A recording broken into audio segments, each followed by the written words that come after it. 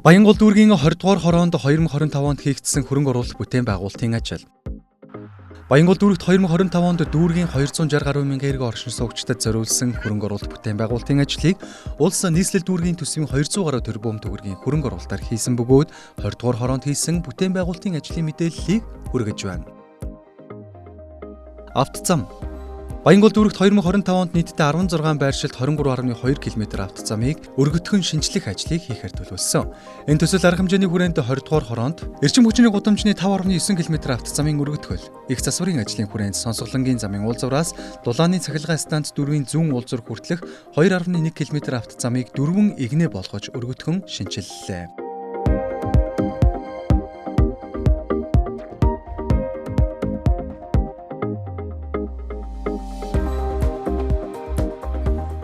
Дээвэр засвар. Баянгол дүүрэгт 2025 онд дүүргийн нийт 22 хорооны 31 байрны дээврийг зассан. Ингэснээр ойролцоогоор 3120 өрх 12200 орчим оршин суугч ая тухтай амьдрах орчин бүрдэж байна. За энэ төсөл арга хэмжээний хүрээнд 20 дугаар хороонд ТЗ 31 дугаар байр, Нөөхийн 4 дугаар байрны дээврийг дүүргийн төсвийн хөрөнгө оруулалтаар засварлан шинчиллээ. Тогтчлолт явган хүний зам. Баянгол дүүрэгт 2025 онд нийтдээ 18 хорооны 24 байршилт тоглоомын талбай тогтчлтын ажлыг хийж гүйцэтгэсэн. Энэ төсөл арга хэмжээний хүрээнд 20 дугаар хороонд 48 227 дугаар байрны дунд болон 34 дугаар цэцэрлэгийн орчим тоглоомын талбай тогтчлтын ажлыг хийлээ.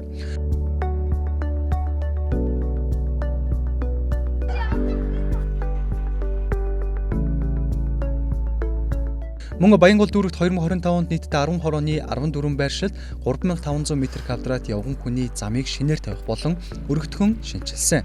Энэ төсөл арга хэмжээний хүрээнд 20 дугаар хорооны байрнаас Гацуурт компани уулзуур хүртэлх 80-аас 81 м явган хүний замыг өргөтгөн шинчиллээ. Түүнчлэн нийслэлээс хотын стандартыг хангуулах ажлын хүрээнд дүүргийн 34 хороонд тус бүр 50 сая төгрөгийн эрхшилжиж ирсэн бөгөөд энэ төсөл арга хэмжээний хүрээнд 20 дугаар хороонд Хаан банктай байрны баруун талд МН30 AT 12 дугаар байрны голд байсан чингэлгийг холдуулж улмаар чөлөөлсөн газарт нь тогтчлтын ажлыг хийлээ.